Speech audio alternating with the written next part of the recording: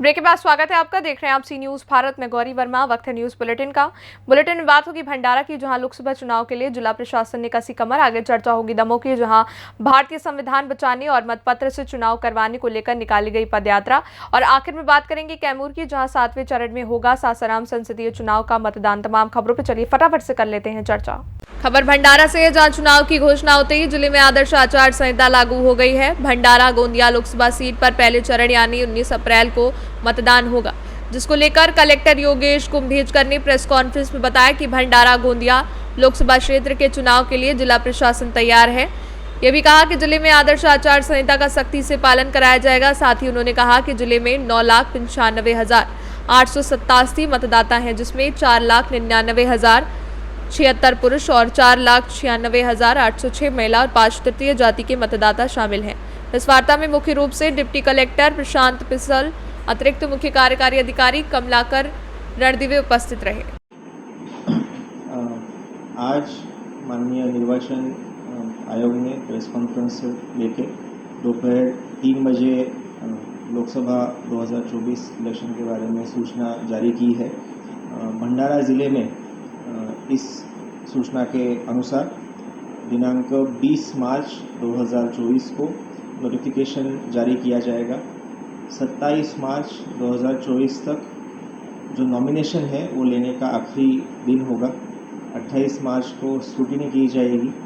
30 मार्च तक last date of withdrawal होगा और उसके बाद 19 अप्रैल 2024 को हमारा पोलिंग किया जाएगा हमारे यहाँ, और जो काउंटिंग है वो 4 जून 2024 को होगा। भंडारा ज़िले में मैं सभी को ये जानकारी देना चाहूँगा कि टोटल 1156 पोलिंग स्टेशन होंगे। हमारी टीम ने पिछले कई महीनों से इसके लिए तैयारी शुरू की है। जो पोलिंग पर्सोनेल है उनका ट्रेनिंग हो, हमारी पूरी मतदार यादी जो है, इलेक्टोरल रोल जो है वो अपडेट करना हो, जो ईवीएम वीवीपैट मशीन के लिए जो तैयारी करनी हो, जो बाकी लॉजिस्टिकल तैयारी है, ये सब ध्यान में रखते हुए डिस्ट्रिक्ट इलेक्शन टीम ने यहाँ पे प्रिपरेशन किया है। मैं आपके माध्यम से सभी मतदारों को यही आह्वान करना चाहूँगा, कृपया आप बड़ी संख्या में पोलिंग स्टेशन पे आके आपका जो मतदान का अधिकार है उसका इस्तेमाल करें और हमारी ये जो कोशिश है उसका प्रतिसाद दें। सर, कुछ बुजुर्ग लोग हैं, कुछ विकलांग हैं, उसको अगर वोटिंग के लिए जाना हो तो क्या व्यवस्था है? जो इलेक्शन कमीशन ने इस बार एक जो नई व्यवस्था की है उसमें जिनका 85 से ऊपर उम्र है। भंडारा से सी न्यूज संवाददाता निश्चल यनोरकर की रिपोर्ट। खबर दमोह से है, जहां 26 अप्रैल को चुनाव का पर्व संपन्न होगा, जिसको लेकर मतदान और मतगणना के लिए प्रशासन द्वारा पुख्ता तैयारियां लगातार चल रही हैं और इसे शीघ्र चरणबद्ध रूप से अंतिम रूप देना प्रारंभ कर दिया है। लगातार उस पर काम चल रहा है। वहीं कलेक्टर और जिला निर्वाचन अधिकारी सुधीर कुमार कोचर ने मीडिया से वार्ता करते हुए खास जानकारी दी। मौके पर पुलिस अधीक्षक श्रुति कीर्ति, सोमवंशी, मुख्य कार्यपालन अधिकारी, जिला पंचायत अर्पित वर्मा सहित अन्य लोग मौजूद रहे। निर्वाचन आयोग के द्वारा अपने कार्यक्रम घोषित किया गया है, उसके अनुसार जो है 26 अप्रैल जो मध्य प्रदेश में कुल 4 चरणों में चुनाव है और 26 अप्रैल को जो है हमारे यहाँ पर मतदान का पर्व संपन्न होने वाला है और मतगणना जो है 4 जून को एक साथ सभी जगह पर होगी।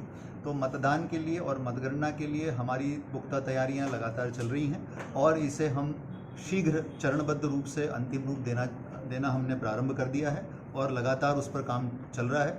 और अब सर्वोच्च प्राथमिकता जो प्रशासन की है वो निर्वाचन ही है, उसी पे हमारा फोकस सबसे ज़्यादा रहेगा और उसी के लिए हम लोग पुलिस और जिला प्रशासन मिल करके काम करेगा।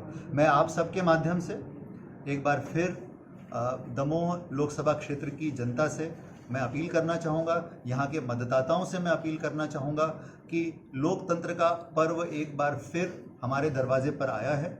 हम सभी मतदाताओं का ये कर्तव्य बनता है कि इस पर्व में अधिक से अधिक संख्या में भाग लें और अपने मताधिकार का प्रयोग करें। यही मताधिकार जो है इस लोकतंत्र को सशक्त बनाने का सबसे बड़ा माध्यम है। धन्यवाद। लोकसभा चुनाव की आज घोषणा हो चुकी है, जिसके साथ साथ जो है वो एमसीसी भी लागू हो गई है। तो पहली तैयारी के रूप में एमसीसी के जो नियम कानून हैं उनका हम 100% पालन कराएंगे। हमारा जोर इस बात पर होगा। इसके अलावा जितने भी हमारे स्ट्रक्चरल पार्ट हैं, जिसमें SST FST वीडियोग्राफी की टीम है, उसके अलावा पोलिंग तक की जितनी व्यवस्था है उसकी हमारी प्लानिंग हो चुकी है। उसमें जितने बल की ज़रूरत है, PHP को जो सहयोग की ज़रूरत है, सेंट्रल पैरामिलिट्री फोर्सेस की जो ज़रूरत है उसकी भी तैयारी हो चुकी है। इसके संबंध में हमारी चुनाव सभा का गठन भी हो चुका है। रही बात इसमें जो जनता का सहयोग है या मीडिया कर्मियों का सहयोग है, उसमें जैसे अभी भी एक पिछली मीटिंग में ये पॉइंट आ रहा था कि जनता का जो इनपुट है वो लोगों तक अधिकारियों तक बहुत लेट पहुंच रहा है और उस पर कार्रवाई और लेट हो रही है। तो अभी मैं अपने अधिकारियों के साथ बैठ के इस संबंध में एक बैठक रख रहा हूँ कि हम और कोई ऐसे तरीके ऐसे या कोई और ग्रुप्स व्हाट्सएप पे किसी अन्य माध्यम से जनता का इनपुट तुरंत ले पाएँ और उस पर फौरी एक्शन हम तुरंत वहीं पर कर पाएँ। इस संबंध में हम एक आज मीटिंग करेंगे जिसमें ये विचार किया जाएगा। और इसके अलावा जो उस पूरी व्यवस्था का और जो हमारा अंतिम लक्ष्य है वो ये रहेगा कि दमोह लोकसभा क्षेत्र में कोई भी अप्रिय घटना ना हो और हम फ्री एंड। दमोह से सी न्यूज संवाददाता संतोष मोदी की रिपोर्ट।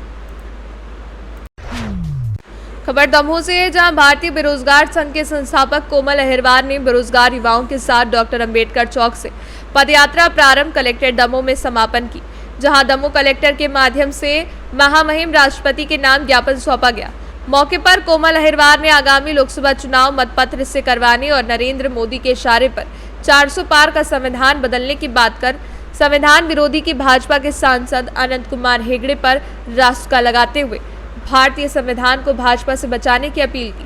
कहा, अगर मतपत्र से चुनाव नहीं लड़ा गया तो हम चुनाव का बहिष्कार करेंगे।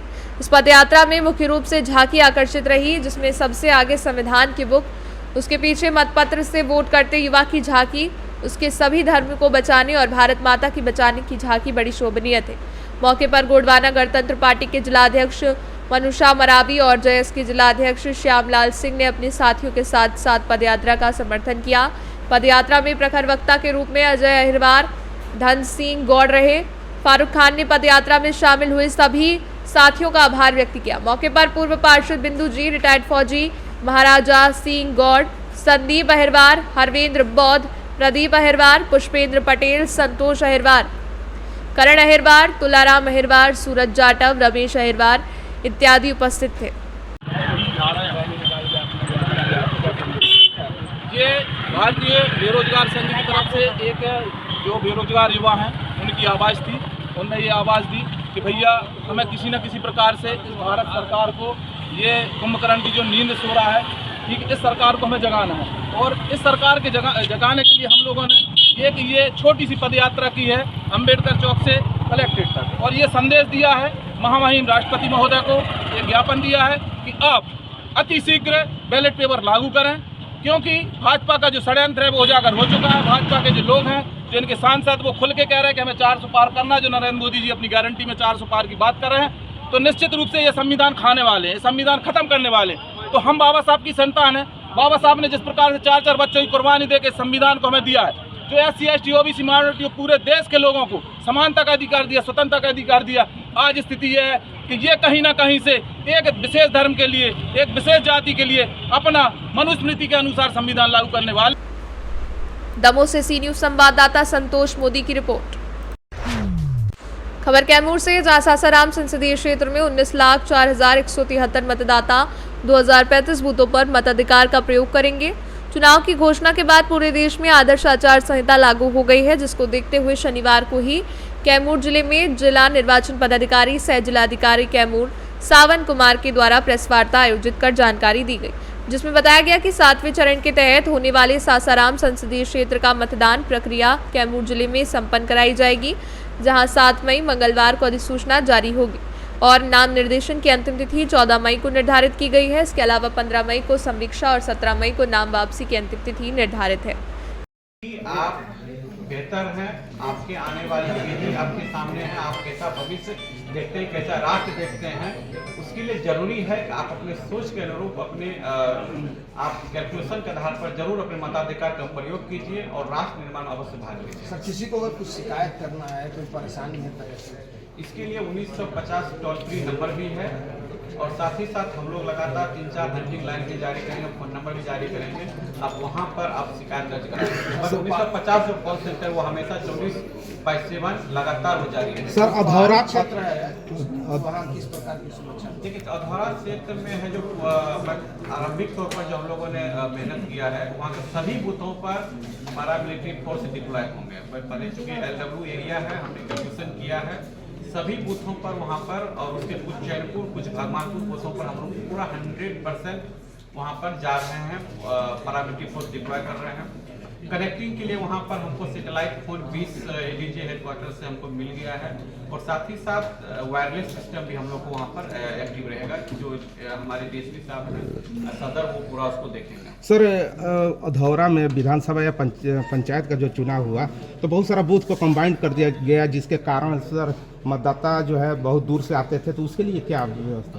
मैं बता रहा हूँ, इस बार हमने और हमारे SPी साहब ने कुछ जगह बूथ देखा है, बड़का गांव, फिर बबनी कला, फिर सारोदाग देखा भी है, हमने भी देखा है। तो इस बार मैंने ये कोशिश की है कि मैं एक भी बूथ को इस बार शिफ्टिंग नहीं करूँगा, जो जहाँ पर है, क्योंकि ज़्यादा शिफ्ट होने से वो फिर वोट डालने नहीं आते, 5-6 किलोमीटर 7 किलोमीटर पड़ जाता है। तो मेरा एक चैलेंज रहेगा कि इस बार वही वोट डाला जाए और लोगों से अपील और जो वो पूरा शांतिमय माहौल में वहाँ पर वोट डालें। कैमूर से सी न्यूज संवाददाता ओम प्रकाश तिवारी की रिपोर्ट।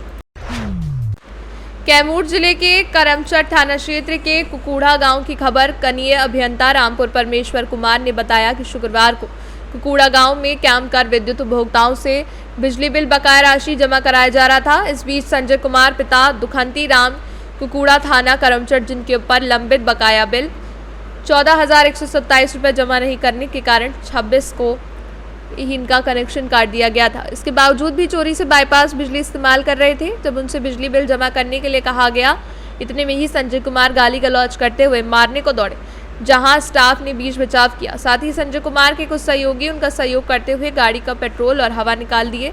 उन्हें समझाने का प्रयास किया गया, लेकिन उन्होंने एक भी नहीं सुनी और गाली गलौज करते रहे और सभी स्टाफ को बंधक बनाकर मारने पीटने की प्लानिंग करने लगे। स्थिति को गंभीर देखते हुए थाना अध्यक्ष करमचट को फोन पर इसकी सूचना दी गई। फिर पूरे स्टाफ को रास्ता बदलकर थाने में पहुंचे और लिखित आवेदन दिया। मौके पर बिजली मिस्त्री इंद्रदेव सिंह, कमलेश कुमार, अर्जुन पासवान मौजूद रहे।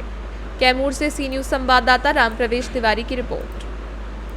बुलेटिन में बस इतना ही। देश दुनिया की बड़ी खबरों के लिए देखते रहिए सी न्यूज भारत।